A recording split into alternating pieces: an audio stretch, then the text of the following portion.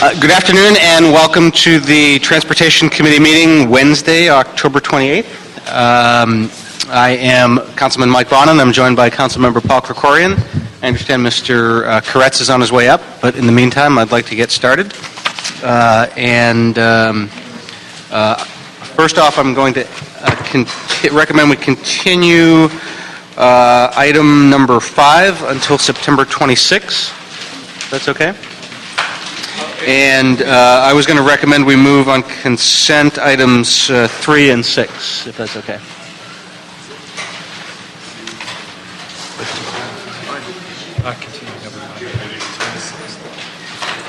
Okay, so ordered. Let's begin with item number 1. Item number 1 is a communication from the mayor relative to the appointment of Mr. Boris Gorbis to the Board of Taxi Cab Commissioners for the term ending June 30th, 2018. Good afternoon. Good afternoon. It's a pleasure to be before this august body. Glad to have you here. Why don't you start by giving us, for the record, your name and tell us a little bit about yourself. My name is Boris Gorbis. I live at 1741 Sunset Plaza Drive, and I had the honor of being appointed by Mayor Garcetti to the Taxi Cab Commission. And can you tell us a little bit about your background and what makes you interested in serving on this particular I'm a commission? resident of the city of Angels, where I lived for the past, 34 years, longer than I lived in my hometown of Odessa, Ukraine, where I'm coming from. And I have a tremendous investment in this city, and I want to make sure that it pays off. My children are born here. I have lived here. I've seen the city meet some of its challenges and not do so well with others. Taxi cabs is an important part of our transportation network. It's the face of the city for visitors. It's an opportunity for us to leave our private cars at home or get to where we need to get quickly, but on the other hand, it's a standalone industry with its own important and viable characteristics that's facing some major challenges. One is the regulatory system that has been hatched in the 40s and 50s, if not earlier. And the other one, of course, is the challenge of the software applications that are making our jurisdictional mess even messier. Considering the fact that the city and Los Angeles has to deal with transportation needs and solutions based on the fact that we are a patchwork of municipalities, that we have a county to deal with, and the fact that there is a number of communities that rely on internal modes of transportation, which we try to bring to justice, not very successfully. There are a number of things that we need to start looking again, look out of the box. But to make it fairly simple, I think the work of any commission of the city begins with determination of system of values. We have to have a hierarchy of values, and I believe that the value of reducing congestion and making taxi format of transportation affordable, available, and useful is our highest priority, and I'd like to see what I can do about it. When's the last time you took a taxi? About 3 days ago. Here in Los Angeles? Here in Los Angeles. Great. Have you taken taxis in other cities? I didn't like it. Didn't like it in other cities? No, it wasn't a good trip. One of the problems we've had historically with the Taxi Cab Commission has been attendance. They've had a hard time getting a quorum because commissioners have been able to attend. Do you have any outstanding professional or personal obligations that conflict with the regular standing meetings of the commission? I might, if I don't see value in what I do. I think the reason the people that have been chosen, vetted, and went through the process of serving the city in a private capacity for no pay did not pan out because they did not see what difference they make. So I will try to make sure that I make a difference. Yeah, I get that. What I'm asking is some of the commissioners just haven't attended the meetings that have been held. As long as you're feeling that you're valuable and that you're serving on the commission, do you have any potential conflicts with the regular standing meetings? No, I have none. Okay. Colleagues? Thank you for being here. Thank you for your willingness to serve the city and accepting this nomination. Thank you. You mentioned values, and you identified a few of them, but one that you didn't mention would be passenger safety and some of the other regulatory concerns that we have in having a regulatory mechanism over the taxi cab industry. Have you given any thought to policies that we might be considering relating to the changing nature of the paying for rides industry, if you will? There's the regulated taxi cabs. There's, of course, the bandit cabs that you mentioned, and then there's new hybrids that fall someplace outside of those definitions that we still haven't quite gotten a handle on how to deal with. Have you given much thought to those areas? I believe that somewhere in early September, the Public Utilities Commission is going to come up with their system of recommendations. Or we'll have to study them and see what kind of arrangements they will make with the local authorities here in delegating some of those issues and whether or not we can actually handle that job. I hope that we can, and the Department of Transportation will be involved in determining the safety of passengers. We can also look at the experience of Washington, D.C., where the Federal Trade Commission had to step in to actually make sure that the local taxi cab regulatory agency would not stifle competition. So it's a balancing act, right, and we need to see what comes in before we can really look at what should be coming out. But safety of passengers and safety of drivers are both very important considerations. Thank you. Well, Mr. Chairman, any Bolt Hall grad is all I need to hear, so proud to support the nomination. I didn't note that in the resume. I may have to vote against now. Mr. LaBonge, any questions? Sorry I'm late for committee. Basically, there's a big role because of the changing dynamic of mobile transportation. Taxis are really important. I do believe that we have not used the effort off the subway system for our taxi system. And I just want to have this idea in the back of your mind, what I call red car taxi. You remember the red car in Los Angeles? Was the transit system, and it was very popular and very successful. And if there were red car taxis that served within a mile of, let's say, each portal of every station shop, if Michael and I lived in the same direction, and Paul, we'd jump in a cab and for $1 or $2 get there, but they'd circulate. Instead of looking for the long haul to the airport or the Disneyland or someplace else, working around a subway station is something I want. Who's the taxi administrator here? Zachy is the taxi administrator? Okay. Is that D. Allen? D, we want to look at that concept, so I just tell the commissioner. Thank you so much, though. Thank you. Thank you. Okay.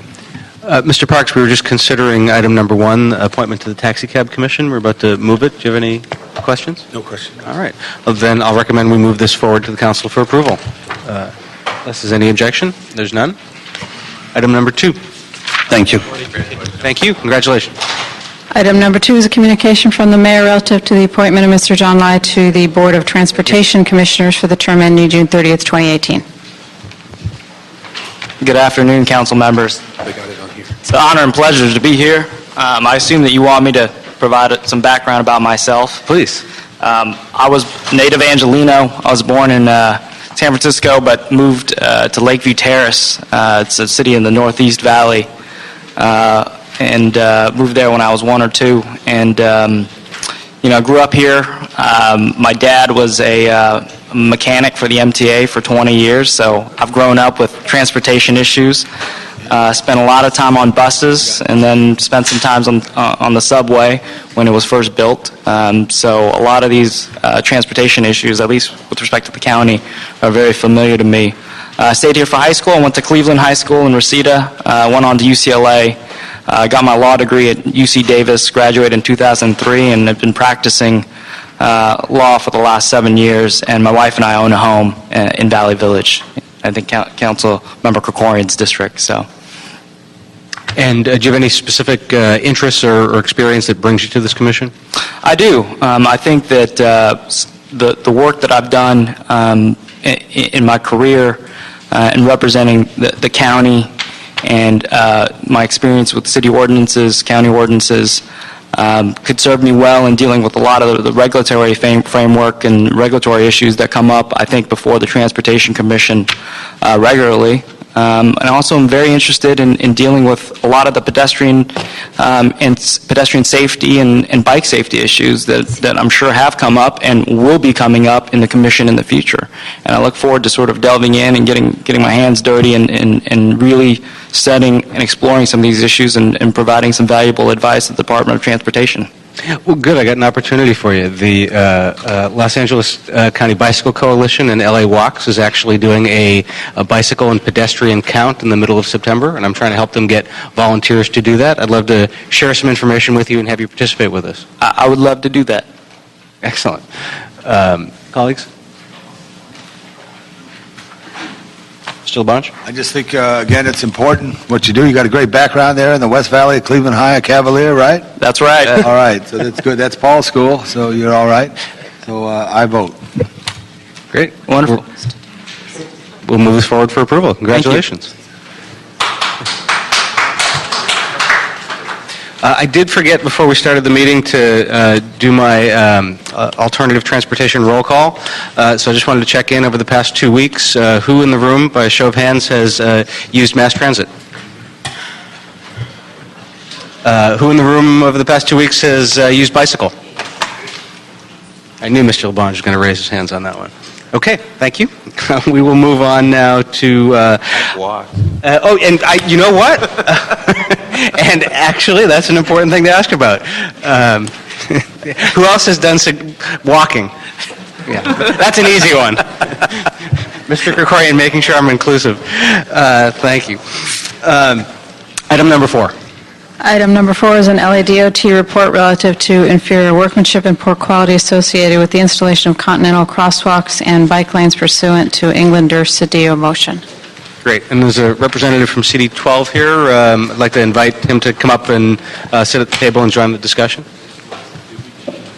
Yeah. 3, we moved on... Wait. We did 36 on consent. We continued item 5. Good afternoon, council members. Good afternoon. Welcome back. Thank you.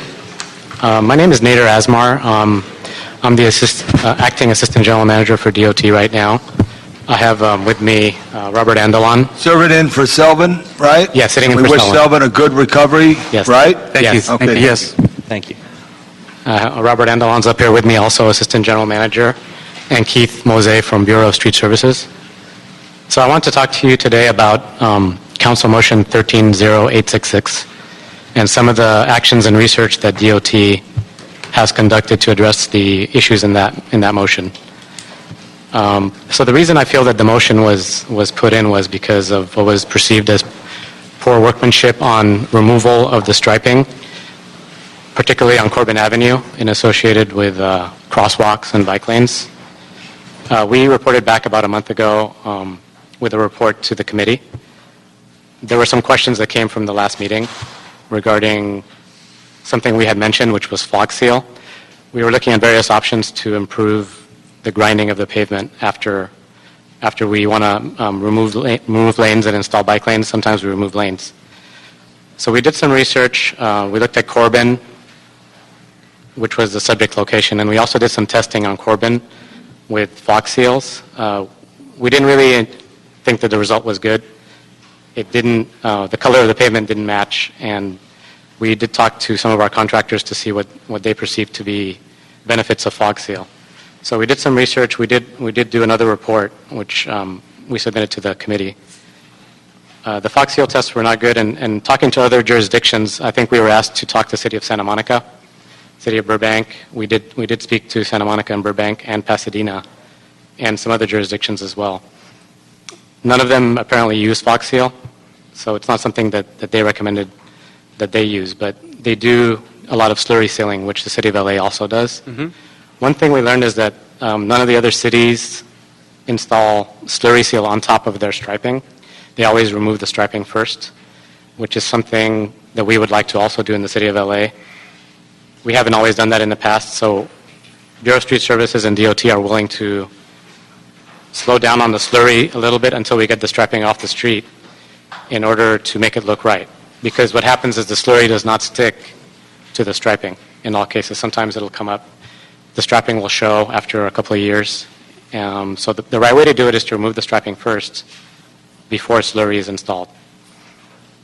So we're working on a new procedure with BSS to look at streets on an individual basis. So for instance, if a bike lane is going to go in on a street and we want to remove the striping to realign the lanes, we would like to see how does the street look when we remove the striping before we proceed with putting it all in. We may go and slurry the entire street with the help of BSS in order to make it look good again before we put in that final striping.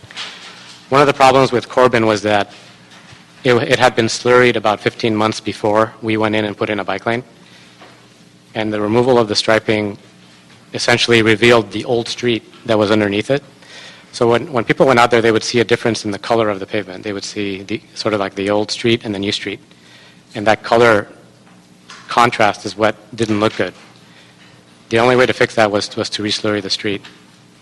So we worked with BSS to fix Corbin. After we conducted the Fox seal test and it didn't turn out well, BSS agreed to go out and slurry the whole street again, and we removed all the striping first using our contractor. And right now we're in the process of installing the new striping, and it looks much better. Hopefully the people out on Corbin will be happy with the work that we did out there. Some future actions that we will take and procedures. We have agreed that we will always remove the striping before we put in new slurry. That will help in the future so the striping doesn't show again. We will coordinate better on the bike lane projects to match them with the BSS schedules for slurry. We're hopefully looking at a map-based system in the future where we can overlay the two together and see where they might overlap. And in some cases, we could delay installation of the bike lane if necessary, or move up a slurry seal project in order that the schedules match better. Another thing we learned in talking to the other cities is that some of them use a combination of grinding and water blasting, maybe with better results than just grinding alone. So we're going to look into that also as another option in order to make the streets look better when they're done.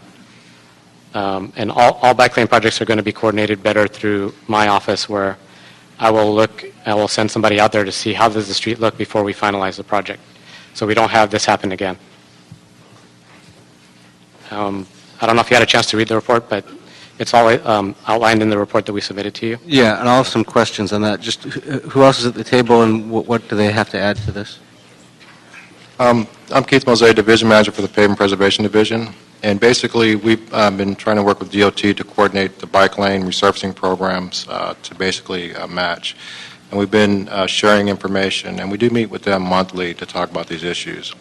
And so what we're going to try and do future tense basically is to basically give them a copy of our program for the entire year, and also work with them closer on, say, a 5-year resurfacing program and slurry program.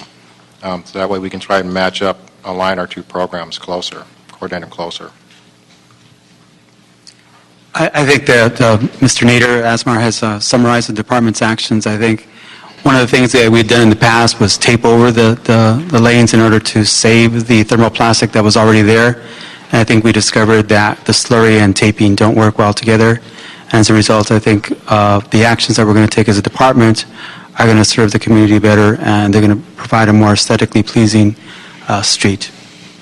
And CD 12, what's your take on stuff first? So Councilmember O, my name is Brian O. I work for Councilmember Englander's office. We have looked over the report, and we appreciate the coordination that Street Services and Department of Transportation will be doing moving forward with new projects. Okay, thank you. I like what I'm hearing in terms of your recommendations, but I don't know if this is the voice of experience or I'm remarkably cynical, but I really am very skeptical that the level of coordination is going to happen as promised. I have repeated calls from constituents who are saying that the striping and the resurfacing and slurry going on currently isn't being sufficiently coordinated. So how do we have any faith that that the commitment to better coordination for this is going to be improved? What specifically are you going to do to coordinate better? So one of the things we're doing is, in the past, we've had some sections of the department coordinate directly with BSS. Right now, we're going to have everything go through my office, and everything will happen in one location. So all the DOT projects will go through my office, and our coordinating group is also under my office, and we can look at the schedules, which have already been laid out, particularly the bike lanes and other projects that are going to come in later to remove striping, to make sure that they look good. We do have issues sometimes with getting people out there to restripe the street very quickly after the resurfacing, and it's become an issue of staffing. We're working overtime on many of the streets just to get them painted, and I know there have been some that have taken a while, but we... And some of them are the lines indicating where you stop. The limit lines. Yeah. And so I've been in this position for about a month recently, trying to improve all these situations that I've seen. And I've received good response from Bureau of Street Services and from staff that we have to do a better job on that, and we will. I'm confident that we will. Are there metrics that you can show us about how well coordination is happening now versus how well it'll be happening in 90 days? I mean, is there a way to sort of track, using a spreadsheet or a Google Doc, how many resurfacing and slurries have happened and how many days it took to do the appropriate striping afterwards? That's another issue that I'm dealing with right now, where I've seen multiple data sheets that I'm trying to consolidate into one to have a better idea of what's going on overall. So that's something I'm definitely focused on that I want to improve, and hopefully I can have a report in the future that would give you better metrics. Right now I don't have good metrics. We can come back in 90 days with a report on the metrics as far as how we're going to measure our success, and to show you that as a department we're going to be committed to the improved coordination with street services. Let's make it 60. Okay, we can do that. Then in terms of the cost of this, I mean, it sounds like what you're going to be doing is more slurrying, right? Possibly, yes. What's that going to do to your budget? Basically, we'll stay within our budget as far as on the slurry program. And we've been working with DOT to do more local streets versus major arterials, which was one of our bigger issues with DOT working with them. So our resurfacing program will remain the same as our slurry program, which basically both are very aggressive programs where we move at a rapid pace. And so we meet with DOT to discuss these issues in their striping plans. And we can also provide them the information as far as on what, which they already get, on what projects are completed and what we're doing. But we've been working with them as far as to reduce the stress and pressure on them and stay with it. We'll stay within budget. Nothing will change. So we're not going to have the situation where council officers are going to be calling and requesting slurry seal for a street in the neighborhood, and we're going to say, sorry, we ran out of money? No. All right, I'm skeptical, but other colleagues, questions? It just, there has to be better coordination, and that's the key. I almost think, though, you should go into a region of the city and try to play catch-up, because if you waited for paperwork, the more time you get the paperwork, you could do that. If you did grid an area and said, okay, everything north of Wilshire from Alvarado west, and then do the city, because there are streets that are last year's Surrey seals that haven't been painted. And I know your traffic officers have communications, and all they got to do is say, okay, on this Tuesday, Wednesday, Thursday, on your route, if you see some Surrey, let us, that's not been painted after Surrey, let us know, because you need more eyes and ears. There's only one Jeannie's Shin, right, up in Hollywood, Wilshire, so that's a large area. But I would just suggest think outside the box and create that, start at a grid and get it done. I do want to say at one time there was a street resurfacing project in San Pedro that missed its lanes, and there was an accident. And so that is true, that we have to look at that to be able to do that. I know our city attorney is very concerned with that. But I think it can be done, and I think it's got to be a priority. But I think because you're behind, I mean, I see last year's Surrey seal, I would try to grid some areas, and or if you want, Mr. Chair, maybe we get a directive and have all our field directors give a report in 10 days to you on streets and have our staffs do whatever, because it's kind of, school's back in session, we did the Surrey, You know, it's to help the streets have a life, but that if there's no control on the lanes, it provides other challenges. So those are some ideas. Okay. Thank you. I just want to note, I just looked through the report again, and something I had highlighted before. It says under fiscal impact, additionally, Bureau of Street Services may need additional funds to slurry additional streets not in their annual program in support of LADOT. Well, DOT has paid us to do, like, say, continental crosswalks in years past. But what we would do if, like, say, there was a Prop C street or a street that we could put into our slurry seal program, that's why we would do it through traditional funding sources. But if it's something outside, in answer to your question, if it's something outside the program to where, like, say, we have to resurface a intersection per se, that's not in our program, that will require the additional funds. But in order to align our two different programs as far as for our bike lane, that we could work with them on doing. Okay. Mr. Corrigan, Mr. Parks? I think, we all share the same concern about this coordination of striping and resurface and slurrying in particular. But just to put a little bit more meat on that, this has been an aggravation of mine as long as I've been here. It bears keeping in mind that it's not just lane lines. It's also limit lines, it's crosswalks, it's essential things that are really imperative to pedestrian safety in particular. And yet we've had times where every street surrounding a school has been slurried, and those crosswalks and limit lines have not been put in for a week or more while school is in session. So this is an urgent situation that must be fixed. Now, I understand that part of that is inherent to the process of putting the striping on. There's some curing time for the slurry before you can actually affix the striping, as I understand. It's like 24, 48 hours. I believe it's 3 days. 3 days. So now, if we're going to adopt a new policy where you're removing the old striping before the slurrying happens, then we're extending that window when there cannot be lines even further. So there's the time after the slurry, and now there's going to be the time before the slurry as well, where you're going to have a laneless street without limit lines and so on. And I'm concerned about the public safety aspects of that. So is the reason for this principally aesthetics?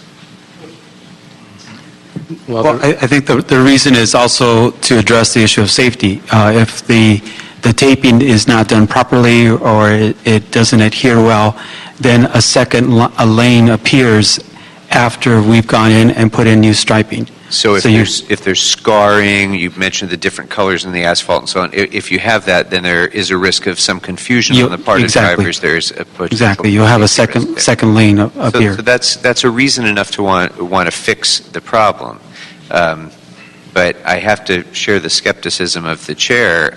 No reflection on you. It's just an institutional thing, and also a matter of the physics of putting it there, that there is going to be a period of time when people are not going to have the benefit of the essential traffic safety measures that you're responsible for keeping in our streets.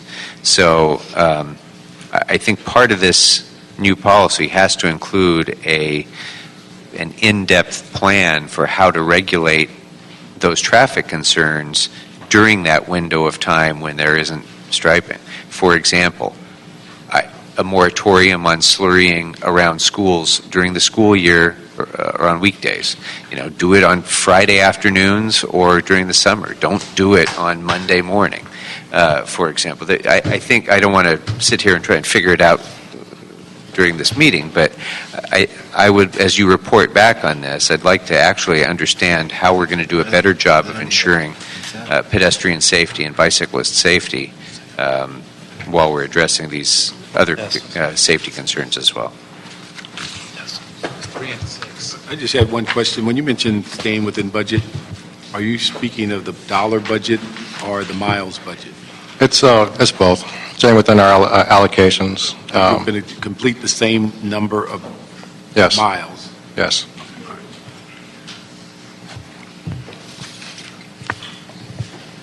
Anything else, Mr. Park? No, that's do it. All right, so I would like to have a report back in 60 days, both on the metrics you're going to be using in order to track improved coordination, and also on recommended protocols along the lines of what Mr. Krikorian is saying. And I have a question, I guess, for the clerk is, does that mean we continue this item, or do we need to do that sort of as a separate? You can continue it if you like, keep it in committee. We'll keep it in committee that way then, rather than do a separate motion. Okay. Okay. Thank you. All right. Thank you. Thank you. All right. We will now go to item number 7. Item number 7 is a Bonin motion instructing DOT to report relative to the current traffic situation on Beechwood Drive and all surrounding streets in order to consider the feasibility of immediately establishing an emergency temporary preferential parking district in the appropriate residential areas. Okay. Mr. Labange, this was originally your motion. Would you like to hear from staff first? Public comment? Well, no, I just want staff to come into the table, and I don't see Recreation and Parks here at all, which they should be here. I don't know if the clerk notified them. The situation is this, with the invention of GPS, people absolutely have no fear going into the Hollywood Hills, going into narrow streets, and it's overwhelmed the community. The popularity of the Hollywood sign attracts a tremendous amount of people. You know, as you represent Venice, California. But also the popularity of people hiking and walking has increased greatly. When I first started hiking in Griffith Park in 1978, there were 5 cars in the lot. Now it's full by 6:30 in the morning, absolutely full. And later in the day it gets fuller. This is in the observatory parking lot. The road to the observatory parking lot is not a substandard road. The road north of the market in Beechwood is substandard, and north of Ledgewood there's no sidewalk, so people walk in the street. I'm not a great fan of preferential parking districts because it's just a philosophical thing, but absolutely preferential parking districts need to be created to this area that is impacted. The park itself, and so you know, there's 22 spaces on a dirt lot that are filled before the sun rises. And additionally, as the park was developed and is a gift to the city, its boundaries were Western Avenue, basically, that ran straight through. Most of the additions to the park, to the west of there, the Lake Hollywood area, the Hollywood Hills, have the neighborhood right up to the park, where in Griffith Park proper you have the Ferndale Western Canyon entrance, Vermont Hillhurst, Commonwealth, as well as Riverside Drive. There's absolutely no checkpoint for that. There is a very nice park in Lake Hollywood, but is impacted as well. It does have a full-width street, but there are impacts of access to that as well. So let's hear from the department what we could do. I'd really like to see us approve this. We do have, with not the benefit, but only of this meeting, and I thank you for scheduling it so quickly, suggested streets, which still would have to be worked out with the community leadership, but I'd like to see if we could go forward with this today with the blessing of the city attorney. Thank you. Good afternoon, council members. Tamara Martin, LADOT Parking Permits Division. We're always happy to work with the council offices to establish the temporary preferential parking districts, and I do understand the council members' concerns for this specific district. They are not uncommon near some of our more popular parks. I know Council Member Krikorian has a very similar situation up around Fryman Canyon. We are, of course, happy to work with your office to set the boundaries and the restrictions, as I think this has come to council rather quickly, or to the Transportation Committee rather quickly, and it sounds like you are not quite set on the boundaries. No, this is the first public meeting that I wanted to work with that, but we're ready to go as soon as the community says their piece and they agree, but there's always some bit. Is this from your office? This is from the office that was derived through the Bureau of working on the issues, which has not been released to the community yet. It's first in this committee. And I don't believe we have seen it yet at DOT. But we are certainly happy to work with your office to bring this to back to the committee if that's what's necessary to set the boundaries, the restrictions, and of course to present it to council so that it can happen. Thank you. And just to be clear, because there's different types of permit parking systems throughout the city, this temporary preferential permit parking district basically just creates a zone in which neighbors could then petition in an expedited manner to get permit parking. It does not impose permit parking on anyone within the prescribed area. Is that correct? That is correct, Councilmember. The individual streets would petition and be able to petition for signage if it passes on the specific block. So if we were to move forward today, and there's a significant amount of public comment cards to be heard on this, if we were to move forward today, between now and council, Mr. Labange would provide to DOT, work with DOT on the actual prescribed area boundaries. Yes, the prescribed area boundaries, the restriction, and then we would have to do a resolution, I believe. Okay. Right, but basically I want to work with the community, which there's a lot of community here today, and we could go in after this meeting, hear some comments as well to try to expedite that. Thank you. Thank you. Did you have any? Okay. Colleagues, I have maybe 15 or so public comment cards. Would you like to ask questions now or wait until after public comment? Public comment first? All right. All right, Mr. Labange, you suggest 1 minute per? Yeah, I think it's with all that and knowing your schedules and that we want to do this. Okay. So there'll be 1 minute per person, and if you don't feel like you need to testify or somebody has said what you've said before, feel free to pass. First person is George Abrams, followed by Fran Reichenbach, Jim Van Heusen, and Vincent Stancarone. If all four of you can come up.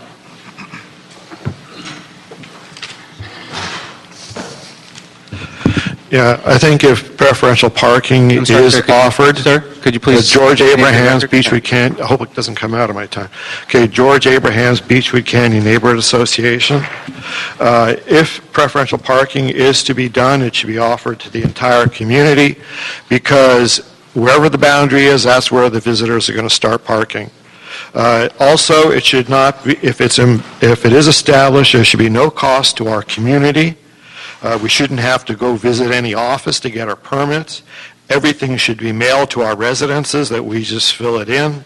And if visitor passes, we should be able to print them off on our computers with little barcodes to check that parking control can check for validation. It has to be for our convenience. It can't be one of these burdensome preferential parking districts.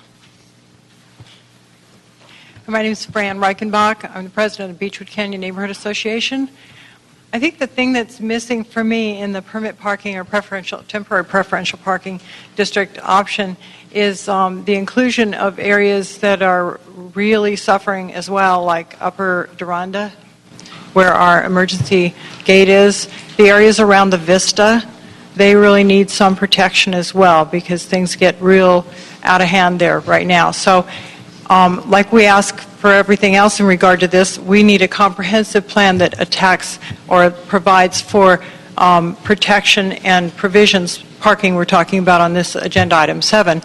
We'd like some protection and parking, preferential parking for those areas, those 3 hotbed areas, and maybe even Dirt Mulholland, where Diana Knoll lives. You know where that is.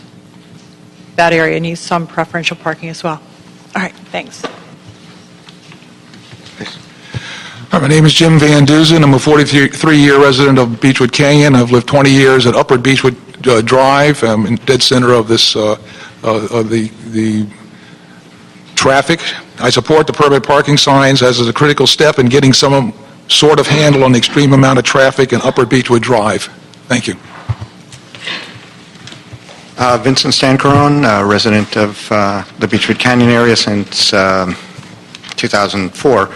I've submitted a card for the 8th proposal on the, I don't know why I was called up for this one, but I agree with what's been said so far. So, okay, we'll put you down on number 8 then. Chip Clements, Willie Clements, Alex Chavez, and Barb Page.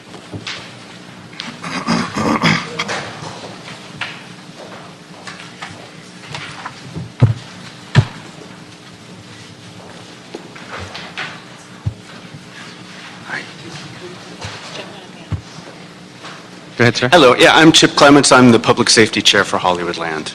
And, a lot of what I was going to say has already been said, but I wanted to thank you all for considering the preferential parking, giving us that option. I think that'll make a big difference. I would only say let's make it a broad. There are several neighborhoods affected by all the traffic and that are in jeopardy for emergency vehicles when we have that gridlock. And so it should cover all the neighborhoods beneath the sign from Lake Hollywood all the way over to the top of Beechwood. I think preferential parking would be a great option for us. All right, hello. My name is Willie Clements. I'm working with the Hollywoodland Youth Committee, and I don't know why I'm speaking on this one today. I'm actually speaking on item number 8, and I yield the rest of my time.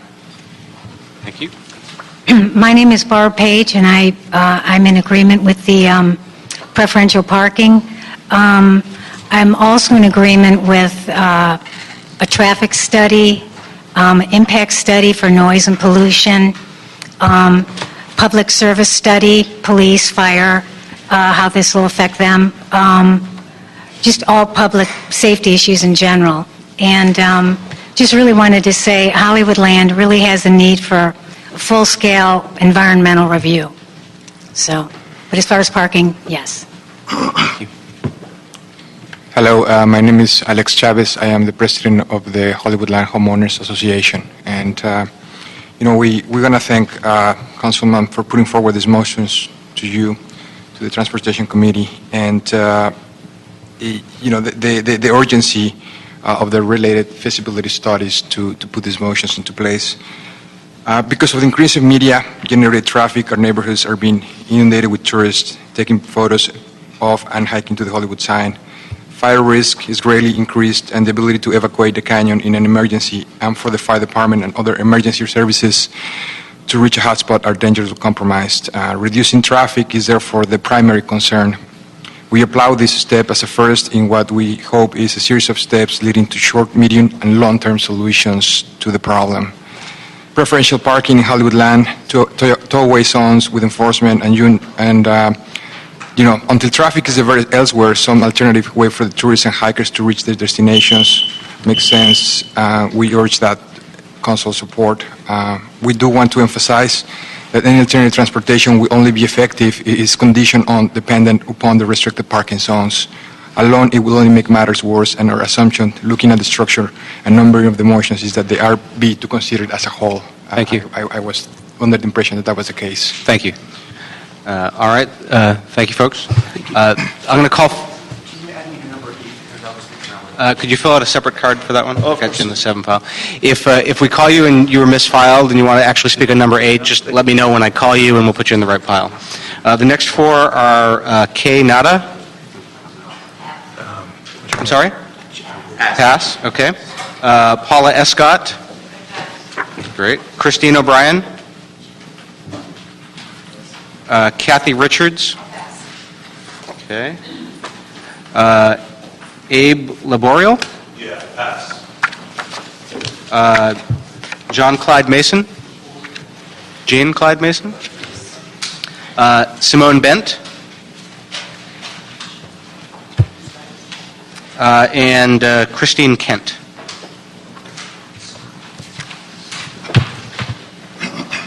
Please go ahead, ma'am. I'm Christine O'Brien. I just want to echo that what everybody else has said. We do need this. I appreciate the opportunity to go forward with this, and I would really urge you to include the entire neighborhood in this whole experiment. Good afternoon, everyone. Tom, thank you. My name is Jean Clyde Mason. I've been a resident of Hollywoodland for 50 years. And this is the biggest and the only major crisis we have ever had in our wonderful community. And it has to be addressed. The people are going to keep coming. Every year it will get worse, as every new car has GPS system.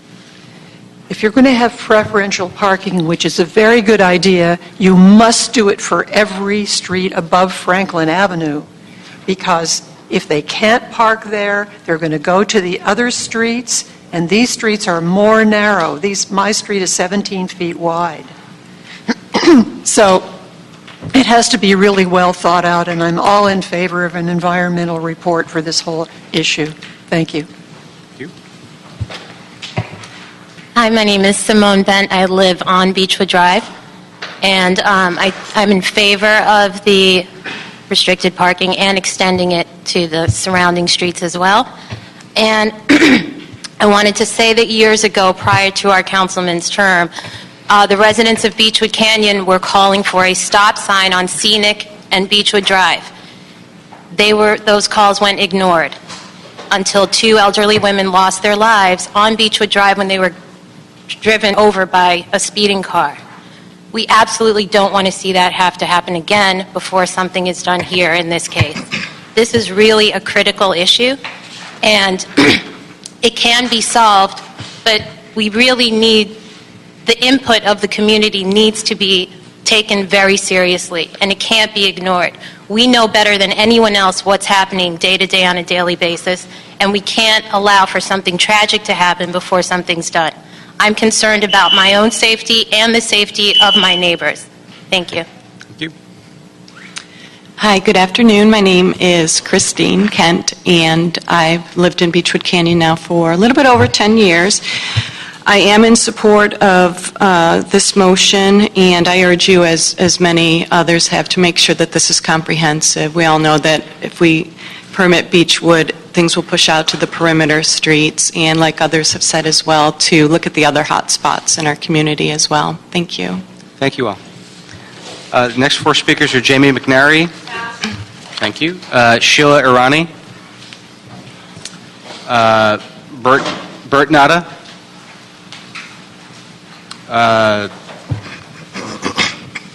Sarah Jane Schwartz. And George Clark.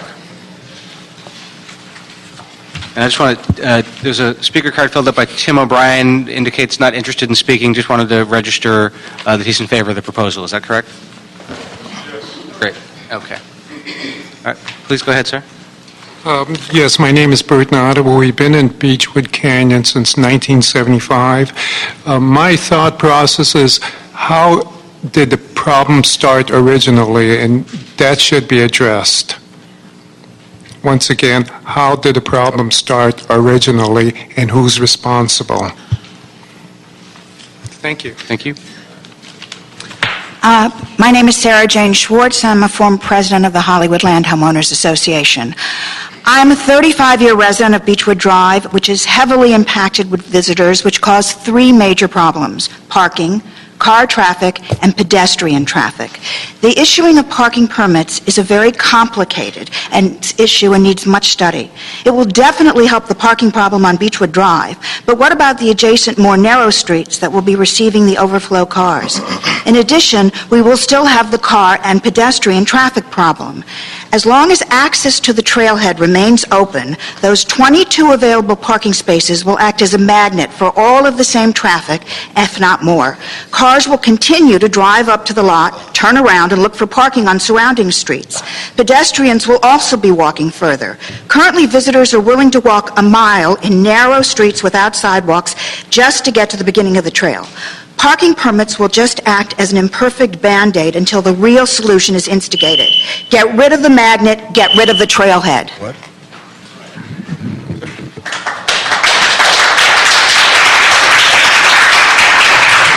My name is George Clark, and I've been a resident of Rogerton Drive at the top of Beechwood for about 23 years now.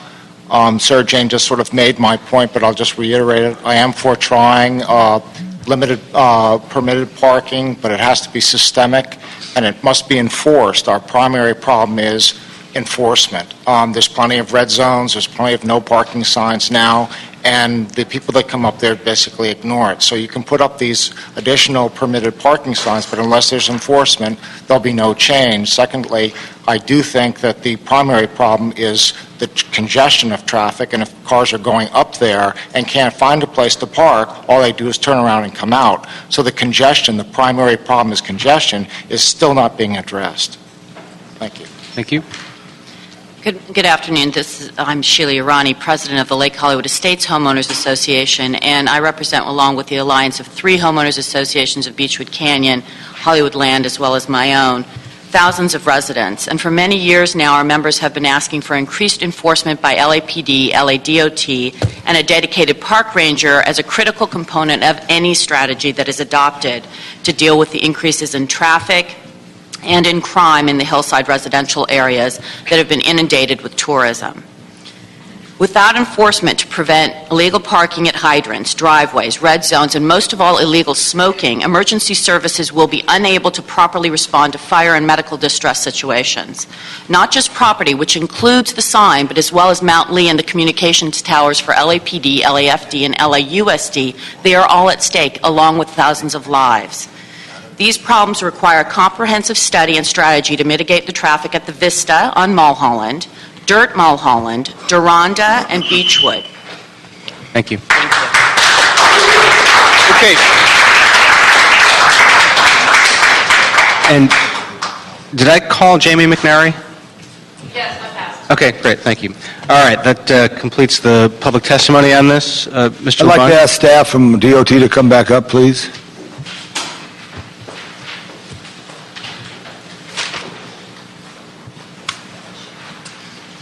Implementation of a parking district is a benefit, or is it a service that DOT provides? How do we determine this?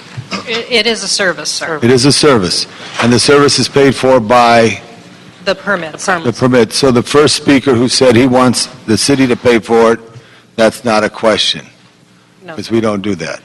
Okay, so, and if I may, Mr. Chair. Okay, so this is why, members, I want to try to help my community. Yes, I'm just going to ask the audience, please, I've afforded everybody who wanted it the opportunity to speak in public comment, and I'd like to have an orderly hearing for the rest of the afternoon, so if people could please refrain from shouting out, I'd appreciate it. Thank you. So in addition to other locations in the city, we have preferential parking district. The first ones I remember when Melrose got hot, like in the late 70s, early 80s, off of Melrose, west of La Brea. Where are some other preferential parking districts? They're peppered throughout the city, but primarily Council District 11, Council District 4, Council District 2. I know, give me some specifics so people could know. They don't know other districts. Like around UCLA? There's Yes. some in Venice Beach area. Are there any down near the beach? No, sir. None near the beach. We're in the coastal zone, so we Coastal zone cannot have it, okay? And is there any restrictions from having preferential parking next to a park? No, sir, not. to No my legal restriction, okay, on that. And any hillside restrictions that are similar to this? Have you been able to, at least on a map, look at these general areas? Are you familiar with Beechwood Canyon and the Hollywood Hills? Somewhat, sir. So what would you say to the issues of the streets, the adjacent streets that are there, and the ability to be successful? Preferential parking success is when you get compliance and you have enforcement, correct? Yes, sir. Right. And do you think, because this is, and what the challenge is, they park all the way down. There's no sidewalks north of Ledgewood. It's a 1923 developed area from beyond, and it's very much an access point. Maybe 10 years ago, there was a development on Holly Ridge that closed off access to the community, to the park, and the neighborhood association asked me to get the trail opened, which the Parks Department did. The trail issue will be addressed by the Parks Department. This is not their jurisdiction of the Transportation Committee. But additional problem that we have is there's a private parcel of land owned by the operations of Sunset Stables, and there's an easement that they have across the public park that allows people to get to the commercial development known as the Sunset Stables, which rides in the park. So it's somewhat complicated. My first concern, which I expressed immediately in the knowledge of this situation, is to go forward to the community and ask that one side of the street be restricted, no parking any time, which was rejected by the community. That would have strict enforcement because no parking any time, tollway zone, would have been able to do that because of the narrowness of the street. The next step would be this preferential parking, which we want to try to give them as a menu, and would look to Holly Ridge and other streets that were affected on that issue as we come forward.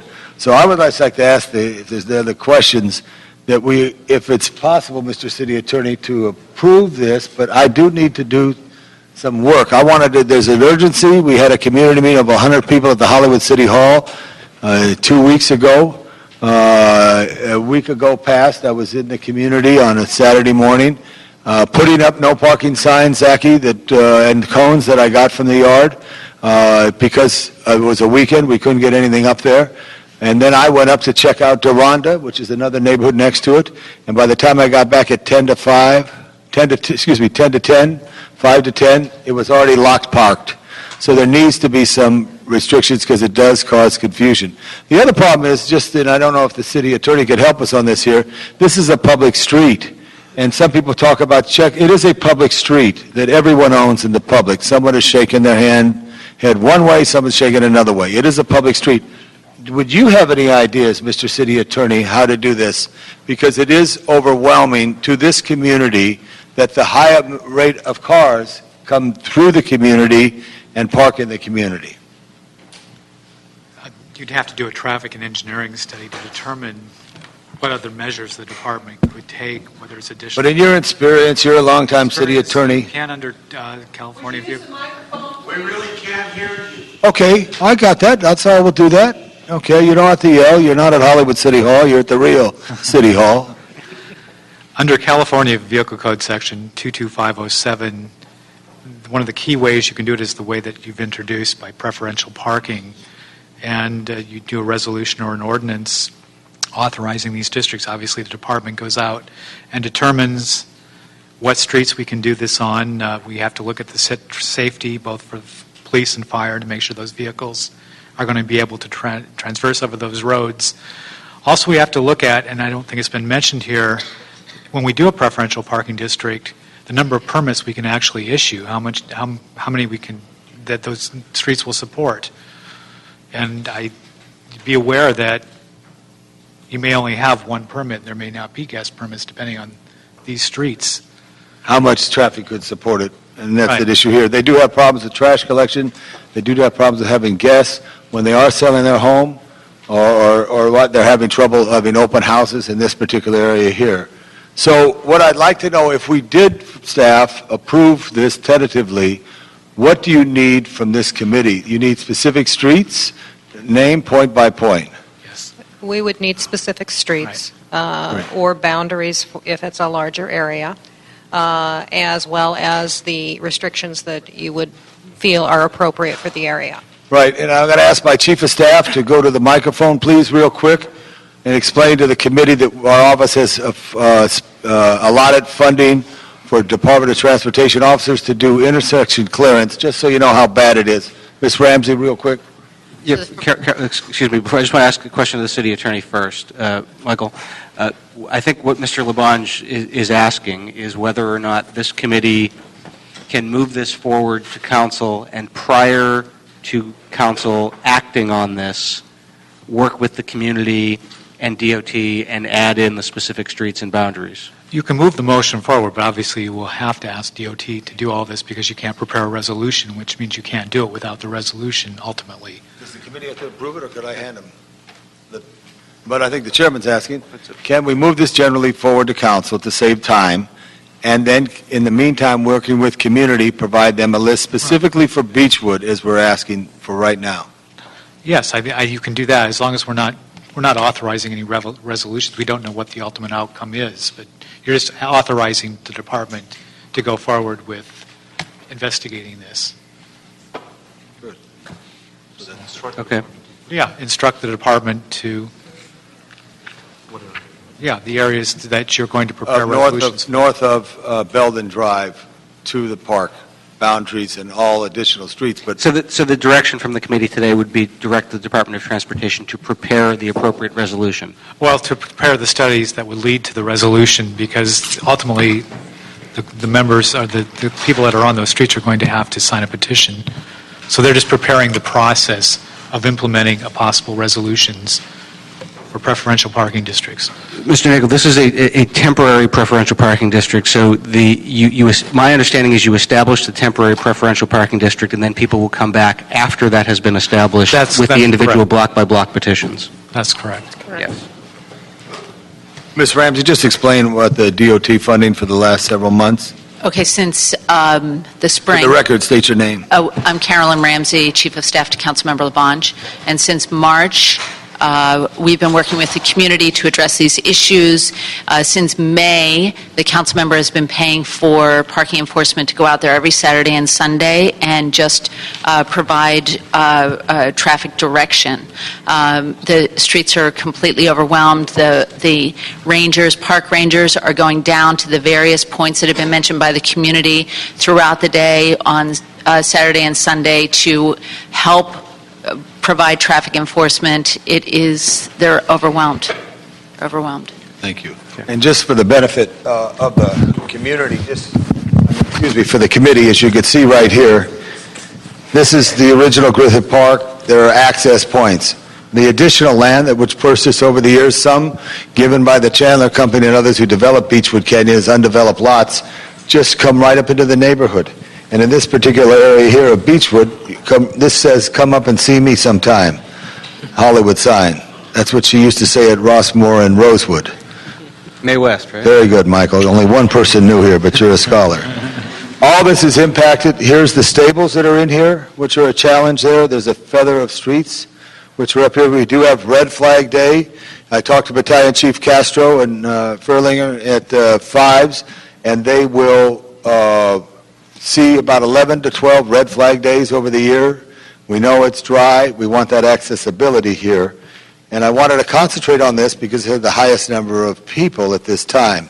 And there are a challenge that we would work on the Deronda, which is up near Mount Lee, and also on Dirt Mulholland, which is another issue, as well as the issue of Lake Hollywood, which is park on both sides of the street in a fully standardized street with an illegal berm that the City of Engineering Bureau has just found there, which prevents people from maybe doing a turnaround there, but we'll work with you on that, Ms. Irani. Mr. Parks?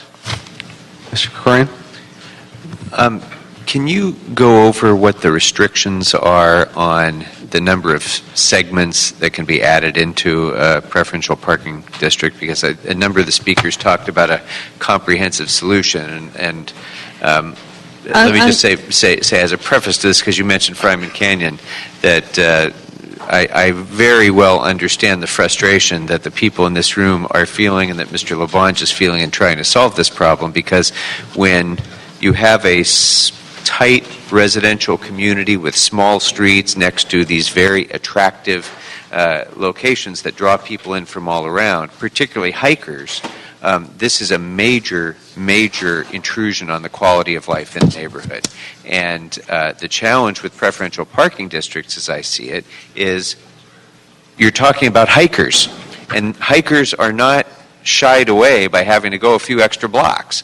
So if you have a preferential parking district that stretches 4 blocks or 5 blocks or 10 blocks, you're going to compound the problem on block number 11 because the hikers are still going to be there. And that's the challenge. So, and I think a lot of the public speakers addressed that by saying, can we have some kind of a comprehensive solution? So can you talk about the legal framework for the limitations on what we can do in limiting access to these public streets that are paid for by the taxpayers? Yes, Council Member. Again, Tamara Martin, LADOT. What we have are a council-approved set of rules for implementing the temporary preferential parking districts, which do have a limit at this point of 5 individual blocks for inclusion in each district. So it can make for a patchwork solution, and it can be pose some unrealistic limitations in an area. Which also then can exacerbate the problem in the surrounding area. It can, unless they are also in preferential parking districts. And not all areas along any given stretch of road may have the same composition. You may have businesses that need a slightly different restriction than the residential. And we cannot post near or along business frontages either. So there will be pockets, it sounds like, along in Beechwood Canyon where we would not be able to post. As I said, though, that the rules are council-approved rules, and I believe the city attorney would be the one to weigh in on whether those could be changed or modified by the council. Okay. I just wanted to raise that point because it speaks to the complexity of trying to solve a problem like this, and a number of the speakers mentioned that as well, that it is a complex problem, and I just want to applaud Mr. Labange. This is the sort of thing that a constituent-oriented, results-oriented, practical, problem-solving council member like Labange, Mr. Labange, sinks his teeth into. It's a hard problem, and it's a hard problem even to accommodate the needs of different constituents in the exact same community, because some may be impacted adversely when others are benefited, and I know you're trying to strike that balance. So I would be very supportive of moving this forward now with the understanding that Mr. Labange is continuing to work to define the boundaries of the areas and so forth. I see no reason that we should... For those of the community who could spend time after this meeting, I'd go right at it to do that, just so we could push it along. Without objection? Without objection. Great. So ordered. Committee members, did you want to just approve the motion as written, which requests a report from DOT, or do you want to give them an instruction to proceed with the study of the area? And if so, what are the boundaries of the area? Proceed with the study. What is the area you wish them to study? Beechwood Canyon, that's canyon description north of Belden Drive. North of what? Belden Drive. Thank you. Thank you. Thank you. So thank you very much. We will now move to item number 8. Item number 8 is a Labange-O'Farrell motion instructing DOT to report relative to the feasibility of implementing a transportation pilot program that ferries tourists and hikers in a vehicle to Holly Ridge Trailhead at the end of Beechwood Drive or the Hollywood sign. Mr. Chair, on this particular issue here, because of the challenge of public street, public access, I wanted our thinkers in the Department of Transportation. There is an existing dash route. We'll get the numbers of how many people use that per hour. And would it make sense to have a off-site location, such as the Hollywood Vine Metro stop, that would have, after there's heavy restricted parking, and I don't know if there's a legal term that would be posted if this parking district is created that says residents-only parking at some point where there's a proper turnaround down Beechwood, but that there would be an option for those who want to visit Griffith Park, whether they are in our own region or visitors from outside our region, could take some public transit up there like a 10-seat van. And that may be on your thinking because you like big buses, Mr. Aker. So we don't want big buses in the area. They already get them. It can't turn around. But if this is similar to San Simeon or other places where you park off-site and take a shuttle into a national park or into a national historic monument, whatever. Thank you. And would you like to start with the department or with public comment? I think the department, and then hear what public comment has to say, and then see where we go from there. Great. Please go ahead. Phil Aker from Department of Transportation Transit Bureau. As Councilmember Labange mentioned, we do operate an existing dash service, which has its southern end in Hollywood, at Hollywood and Argyle.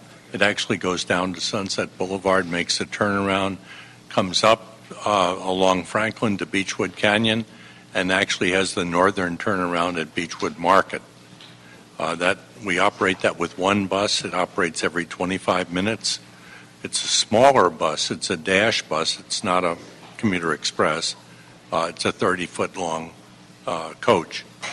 I'll have to defer to my colleague, Corinne Ralph, for ridership. I know that it's, we consider it a lifeline service. It's a former Metro or RTD service that we continued to serve the residents of the canyon. Or visitors to the canyon or people who work in the canyon. Anyone who... How many people you think take it? Corinne Ralph with LADOT. We have approximately 25 riders an hour. We operate 25 about an hour, so you get an idea. 12 hours a day. And do you have any specialty service that are van-oriented, smaller vehicles than the 30-foot coach that you just spoke of? Not at the present time. Would you be objectionable to creating that if it was approved by council, a smaller unit of vehicle that doesn't impact neighborhoods as much as a large coach? Or is that new thinking for you, Phil? We do have access to maybe a city ride vehicle which is smaller, Okay. 22 foot, so that's possible. The that access can be used. vehicles. Yes. Thank you very much. So I think public comment. Great. Good, Ju- thank Just to be clear, this action is not creating a new program, it's just asking them to come back with a pilot proposal? Right. See if it makes sense. And there are two options. One thing would be to extend the existing service northward up to the stables. Not the 30-foot coach, though. Or a second option would be having a transfer point at the market to smaller vehicles. All right. I would not recommend a van service from Hollywood up to the ranch or the stables or whatever because of the very limited carrying capacity of the vehicles and the fact that it would operate directly on top of an existing transit service. Unless you think differently. I thank you, Phil, very much. One thing I do want to say, and you'll be happy, Michael, you'll be happy to know that there's somebody who's a tour operator who takes people by the dash bus and then walks up to tour to the Hollywood side. I've seen people on that one time. It's quite interesting. Thank you, Phil. Nice. Okay. We have a considerable number of cards here. Again, much love and gratitude to those who decided to waive, as many of the folks did in the last batch. First one is Al Moja, then Willie Clements, and Vincent Stancaroni, and George Abrahams.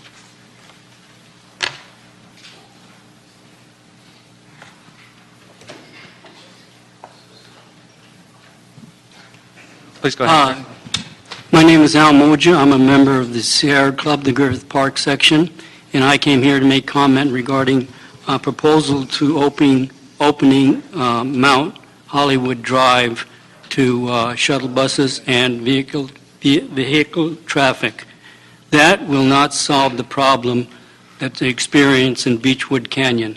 Basically, Beechwood Canyon, people want to go close up to the sign and want a very close view of the sign.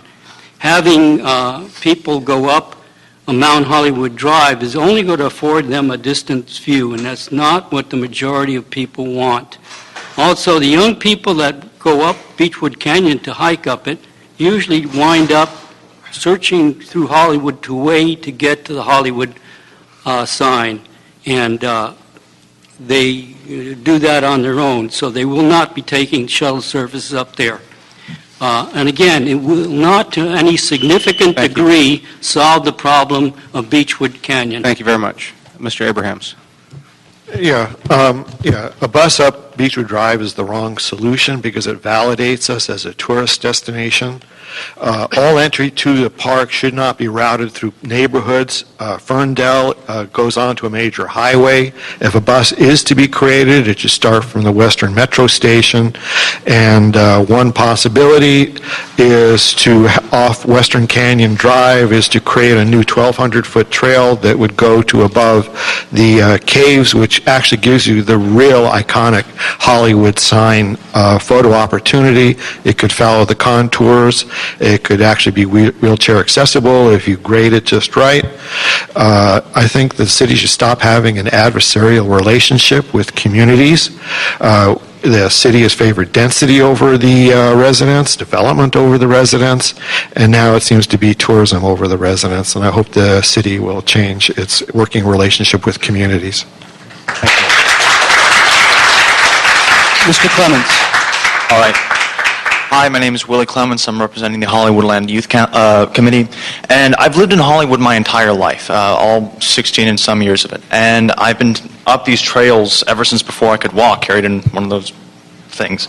But what I'm seeing here is we're ferrying tourists up in 10-passenger vans up to these trails, and that altogether, it's going to trash one of the jewels not only of this neighborhood, but of this city. This is a rare exposure that we have to nature and to this area, and to bring 10-passenger vans up there and to ferry tourists and hikers deliberately up there is going to ruin this area that so far only has exposure by maintenance workers. We're risking some serious damage to this. I yield my time.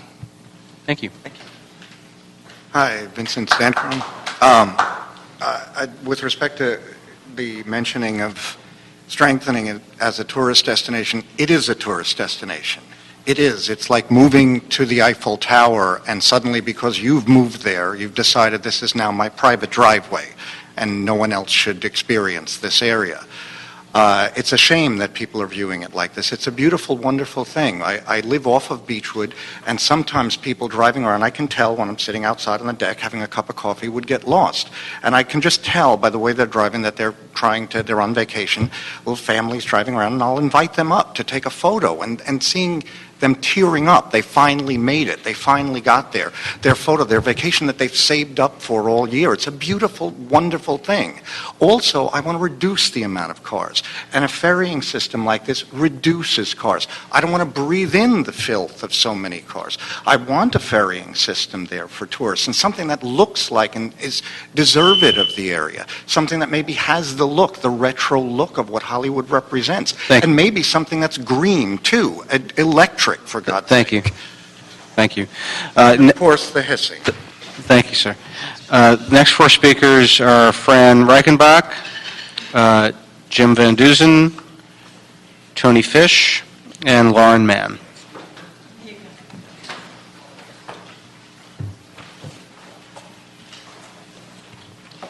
Hi, my name is Fran Reichenbach. I'm president of Beechwood Canyon Neighborhood Association. These vests we're wearing today are not just a fashion statement. They're really we're trying to make this an issue of safety. We don't mind tourism. We love the tourists. They're very sweet. They spend a lot of money. In the community, I kind of wish that a lot of it were funneled back into our local community. The vans coming up in Beechwood would be competing with the already great number of tourist vans that go up and down Beechwood right now. And there's a lot of people walking, and so you have vans passing one another, which is not safe. Basically, it makes an already bad situation much, much worse. We need safety. Thank you. Thank you. Mr. Van Dusen. My name is Jim Van Dusen, 43-year resident of Beechwood Canyon, lived in Upper Beechwood Drive for 20 years. Over the years, I've timed cars going by my house on weekends and have applied that data to an overall analysis of the traffic at Upper Beechwood Drive. The conclusions are that there are several thousand cars a day on the weekend going up and then down Beechwood Drive, with 2 or 3 times that number of people riding in the cars, many of whom get out and walk. This does not count the dash bus or other buses that bring additional people up all day. Regarding the shuttle, I would ask that my analysis of traffic and shuttle capabilities vis-a-vis Beechwood Drive be included in any package being sent for study, as my findings are that continuous shuttle runs will accommodate a small percentage of the people currently coming up Beechwood Drive. Shuttles starting at the red line will probably increase the number of people who want to use the shuttles, so that the number of people being delivered up Beechwood Drive would increase. The vehicular traffic would also increase by the number of shuttle runs. Again, these are estimates, and I believe including my analysis for the shuttle study may help give some boots-on-the-ground information for the experts to review, since I live at Upper Beechwood Canyon. I'm in the middle of it. Thank you. Thank you. Hi, I'm Tony Fish. I'm a resident of Lake Hollywood. Carolyn Ramsey said streets are overwhelmed with traffic. Another councilman rightfully said those streets wind and they narrow. You can take a look from this picture. These streets are not designed for buses, vans, trolleys, shuttles, whatever you want to call them. It's why we have weight loss enforcement to keep tour vans off our street. It is illegal. They are above 6,000 pounds. Please stop this motion right now. Please invest your money in taking the time to do a traffic study, a comprehensive cooperative study between interdepartments and offices, and please save lives before they die, because if they don't, they'll be on all of you. Ms. Mann. Hi, my name's Lauren Mann, and I'm a Hollywoodland resident. At Tom LaBonge August 14th Community Council meeting, our Hollywoodland President Alex Chavez, the voice of our neighborhood, asked you, Tom, to not move forward with the tourist bus up Beechwood to the Holly Ridge Trail. This will only create more congestion on our overwhelmed streets. It feels irresponsible and a waste of city resources to promote our residential community as a tourist destination, which is the message you are sending with the city-funded tour bus. Thank you. Thank you.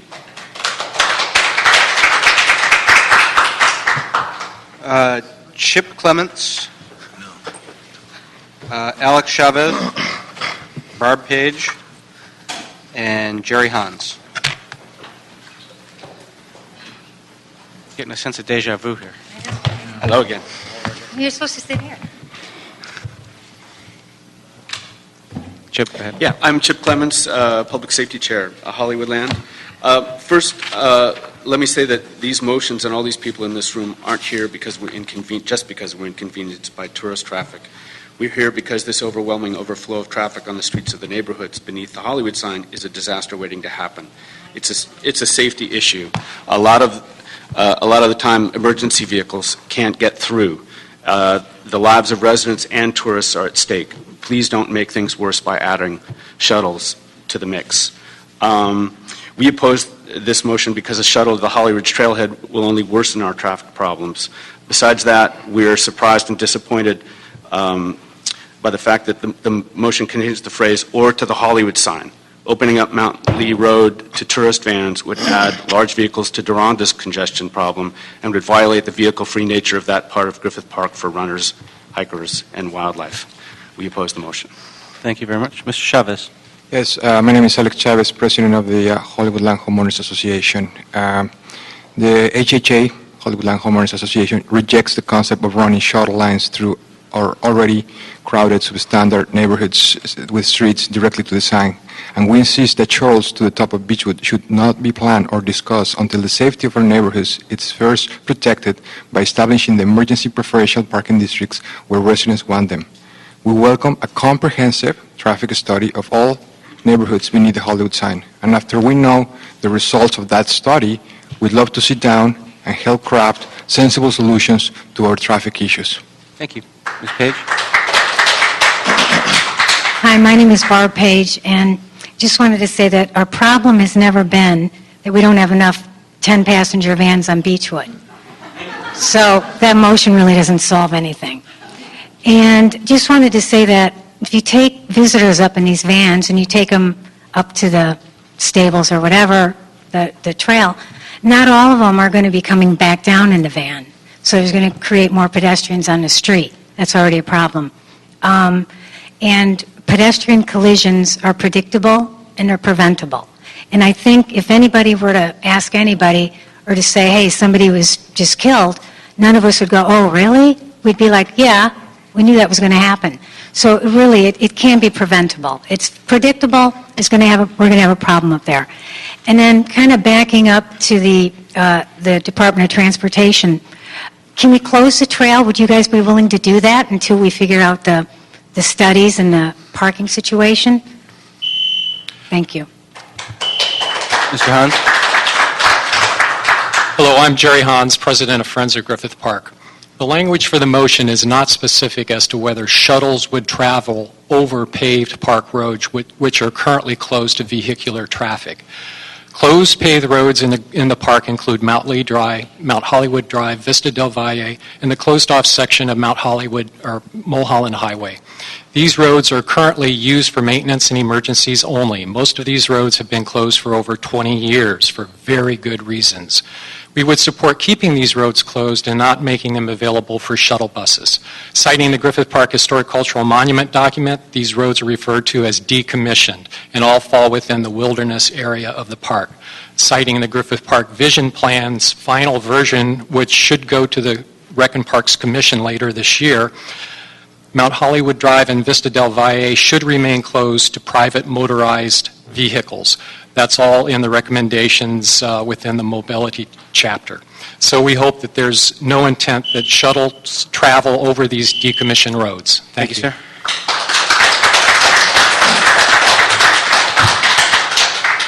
Glenn Scantleberry, Lucinda Phillips, Scott Thaler, and Kay Nada.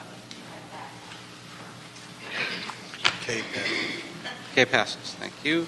Then Paula Escott. Good afternoon, gentlemen, ladies. My name is Lucinda Phillips. I'm on the board of Friends of Griffith Park. And the opening up of park interior roads closed since the early 90s is an issue.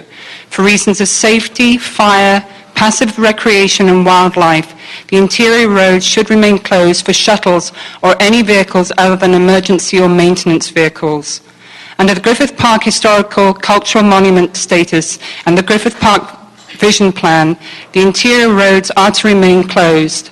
Traffic and parking along Ferndale and Western Canyon Road is already very congested. I urge that by only possibly solving a problem or part of a problem, another severe problem is not created. Thank you. Thank you. My name is Paula Escott. I live on Beechwood Drive. I've been there for 25 years. I've watched the traffic grow steadily worse, and it's really frightening to walk my grandchildren or myself or my dog out on that street. You take your life in your hands when you pull your car out of a driveway. I see the only answer to this is to close the trailhead at the top and perhaps open the Hollywood Mountain Road in the park to special driving, special hours, maybe just on the weekend, but add something to take away from the Beechwood Drive area. Thank you. Thank you.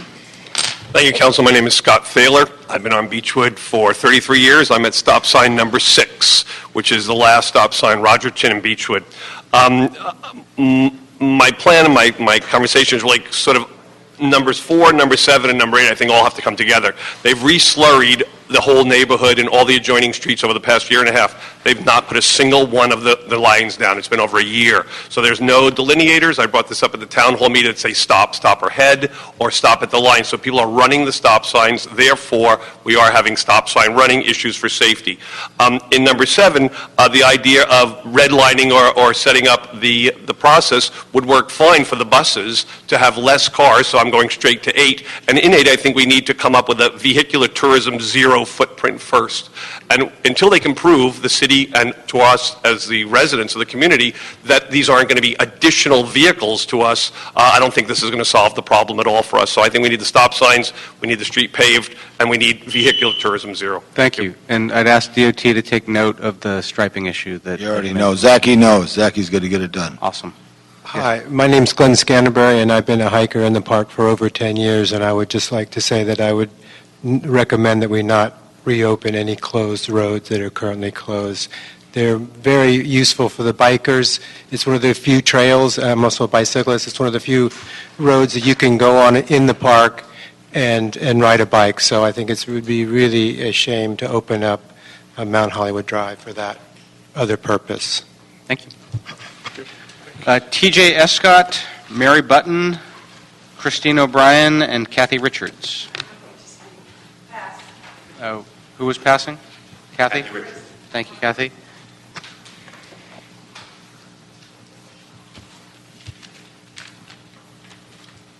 Just the two of us? For now. I'm TJ Escott, resident of Beechwood Drive for 37 years.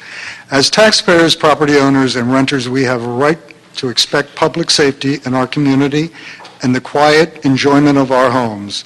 Due to the city, the Chamber of Commerce, and the Hollywood Sign Trust promotion of tourism, and the Hollywood sign in particular, we have neither. Our streets are unsafe and our properties have been fouled. There's a simple solution to our problem, and that is the closing of Beechwood Trailhead. If the city wants tourism, open Mount Hollywood Drive from 9 a.m. to dusk, and it connects to the horse trail, and you can go up to the Hollywood sign. Bring the buses up, trams, limos, as many as you wish, but we want our community back. Thank you.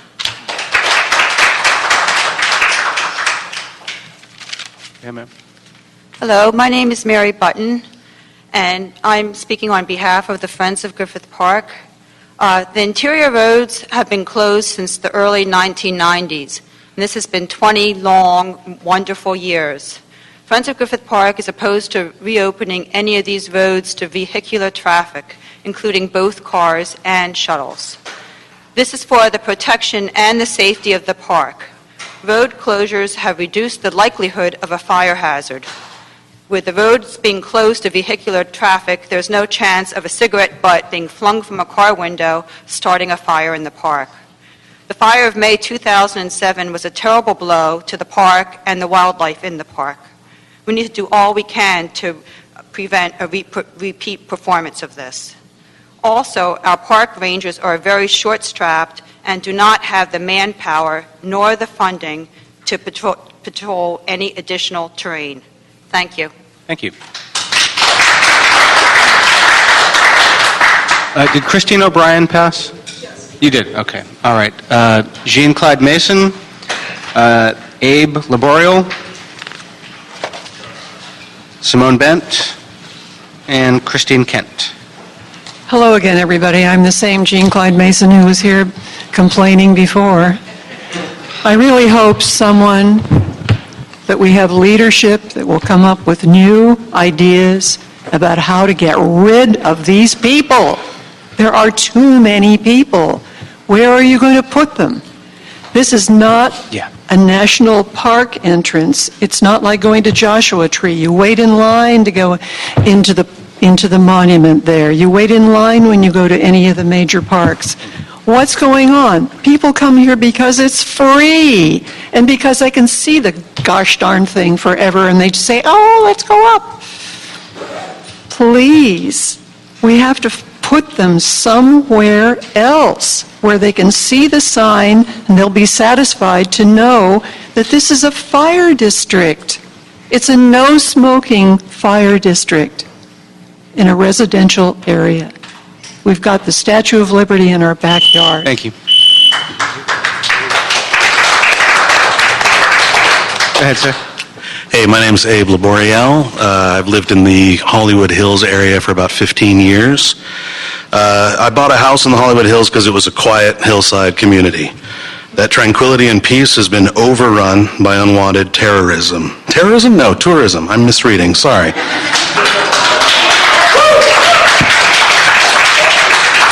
The solution is not to find creative ways to transport tourists to our backyard, but to frankly keep them out.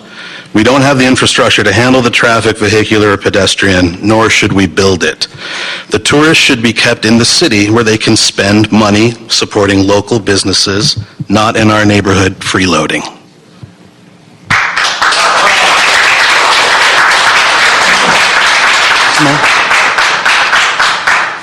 Okay, so first and foremost, I think that we all can clearly recognize that Beechwood Drive and the surrounding streets can never really serve as the main artery for tourism to the Hollywood sign. On top of everything else that's been mentioned here, there are no restrooms, there are no phones, there are no drinking fountains, there's absolutely nothing except my yard, which gets peed in, dumped in, and I find people in my yard, I ask them to leave, and they want to take issue with me. I've been accosted in my own home by people who don't understand why I'm not letting them enjoy the park. So I think with all due respect, I think the idea that vans are going to decrease the traffic, there's just been absolutely no evidence to show us that additional vans are going to discourage cars from coming up. Our problem is too many people, not enough people. And with all due respect, yes, the Eiffel Tower is a great place to visit. That is heavily regulated. You cannot just do whatever you want at the Eiffel Tower. You have to buy a ticket, pick a time, show up, and listen to regulations. Thank you. Ms. Kent? Hi, Christine Kent, 10-year resident. My husband, David, and I, we have a 2-year-old. We can't even play in our front yard with a 6-year-old for fear that my kid is going to be hit or we're going to be hit by a car U-turning in our driveway. Let's talk the facts about the volume of traffic on Upper Beechwood. I decided to do a car count and pedestrian count the weekend of August 10th and 11th. On the 10th, we estimated that about 2,400 people accessed the trail. To accommodate this volume of people over a 12-hour period would require 470 van passes per day, 40 van passes per hour, or approximately a van a minute.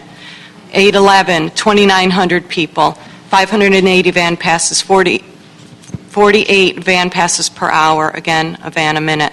Let's talk reality. Most of the people coming to the trailhead, whether hikers or tourists in a rental car, are not going to change their patterns. Their park and pay in Hollywood.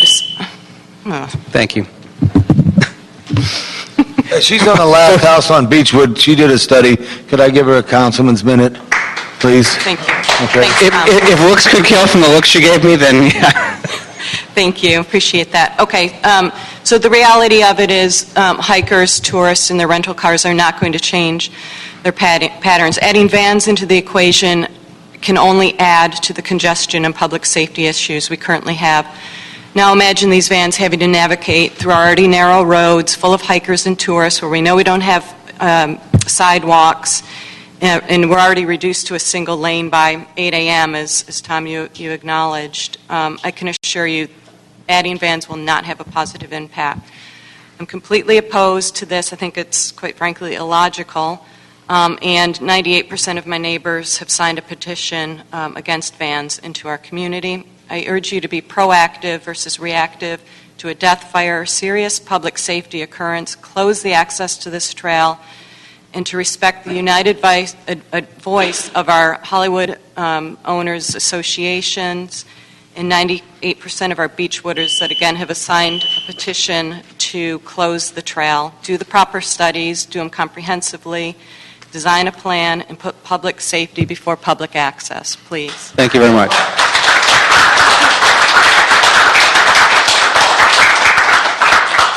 Okay, we have 5 speakers left. Sheila Irani, Jamie McNary. Thank you. Bert Natta. Sarah Jane Schwartz. And George Clark. Thank you, sir. Ms. Irani. Good afternoon. Sheila Irani, President of the Lake Hollywood Estates Homeowners Association. If you only address the problems of Beachwood with a shuttle, without the preferred parking or addressing the increased enforcement, the Vista, which is a part of the Lake Hollywood Estates area, will be further inundated. The fire that occurred at the Vista in 2012 is a result of a lit cigarette thrown into 80-year-old dry brush. It required 2 heli drops and a 7-station response. What did that cost the city? Wouldn't the city funds be better spent on a dedicated ranger to prevent these situations? Eventually, it is our hope that the city will create a visitor center on Hollywood Boulevard in the commercial zone, such as the vacant building across from Hollywood Toyota. A sign viewing platform along with a center for tourists to get transit passes, maps, hiking guides, and view videos on the history of Hollywood and Greater LA would be a better opportunity to welcome tourists, balancing their needs with the city's resources and the safety of lifelong residents in the Hollywood Hills.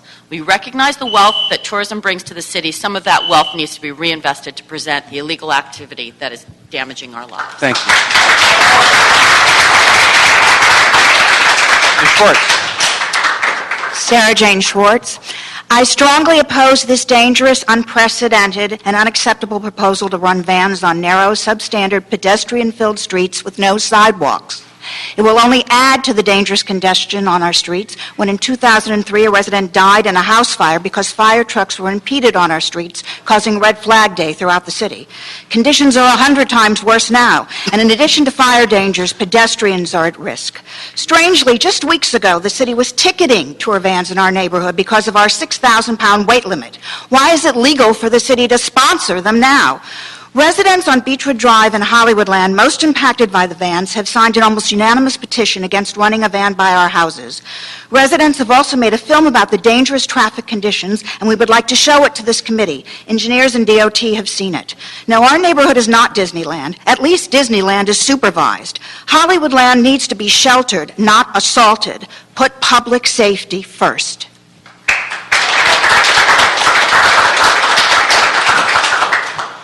I think quite a few of our residents have made some very, very valid points along with some officials that were here. I've been a resident of Beachwood Canyon since 1975. I no longer walk the streets.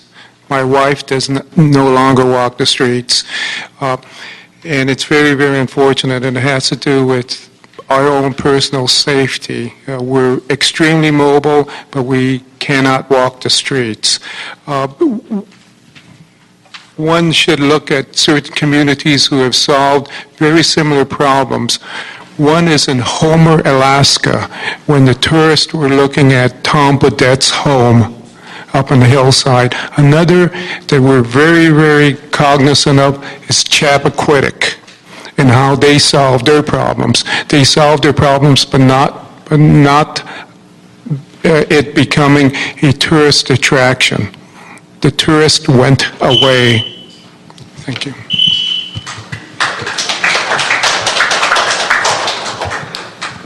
And that concludes public comment.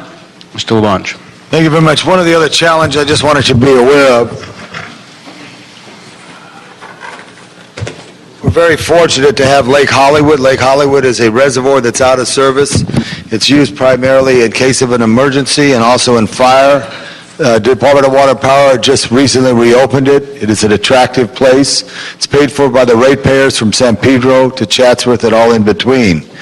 There's an access road to Lake Hollywood that is a DWP road that goes into the development of the Lake Hollywood Estates. Also, there's a park that we have there, and it's become extremely popular. Phil, I don't know if I'm ever going to convince you anything because I haven't been successful at all, but if the Department of Transportation go back to the center table, we have to look at alternatives for the future as it comes in. And I wish there was parking that would accept it. I wish there was an area as a parking lot in Ferndale called Section 9, which accepts people into the park. It does impact the neighborhood. I think there's a couple things that I did want to say. If there was restricted parking, I feel I could comfortably, as a representative of the United States of America, say residents parking only, if there's other alternatives for them.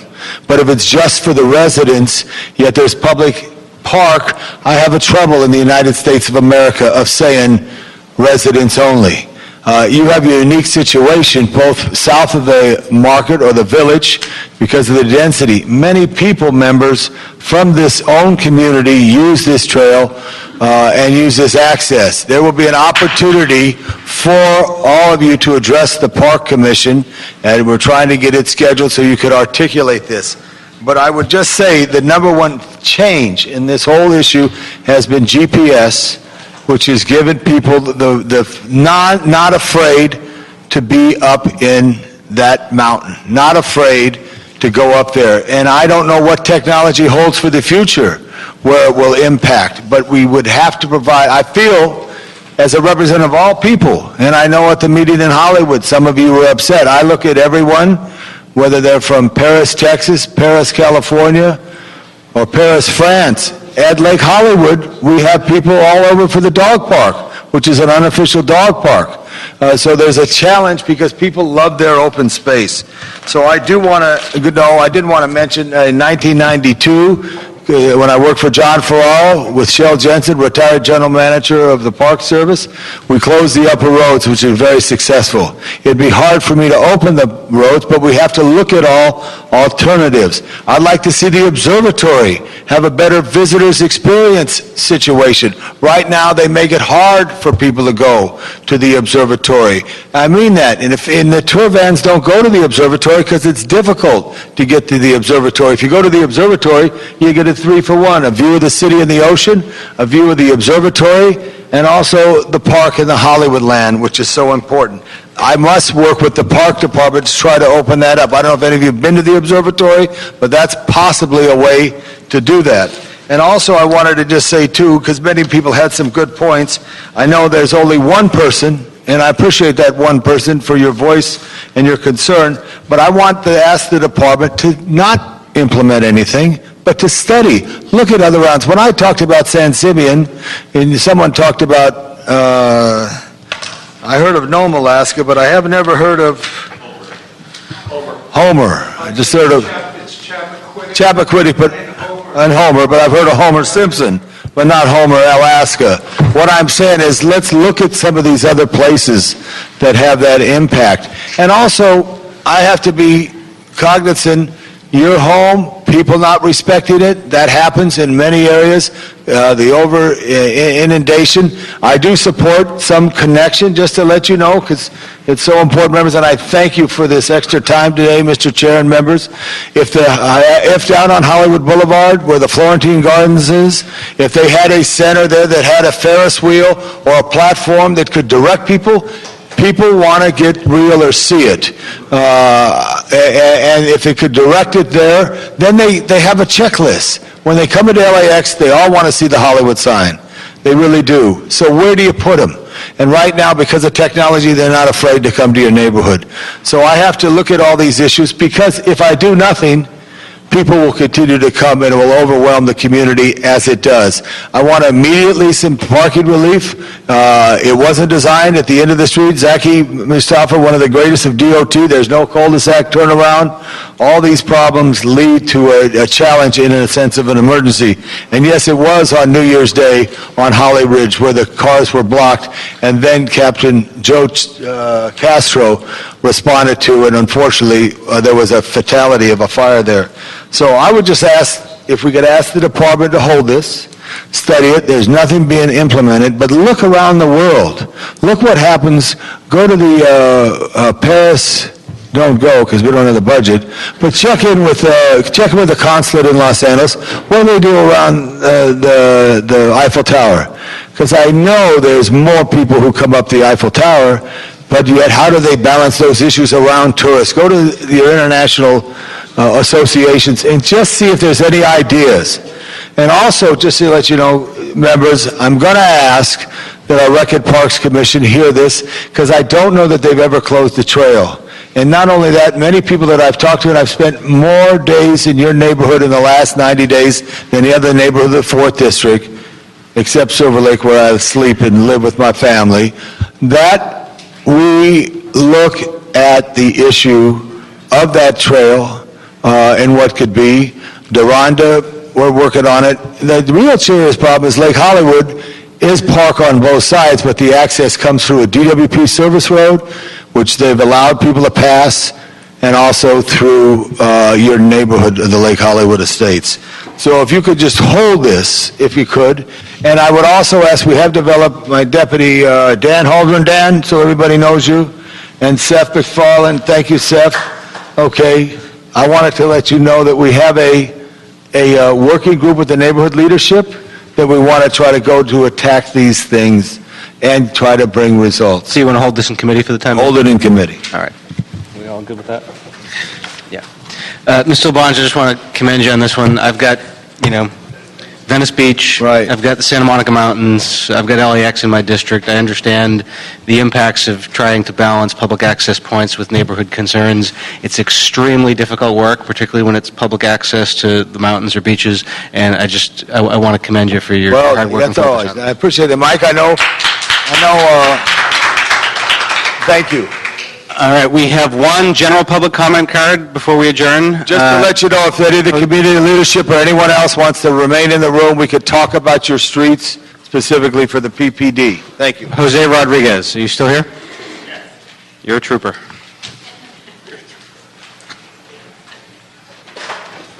Thank you. Okay.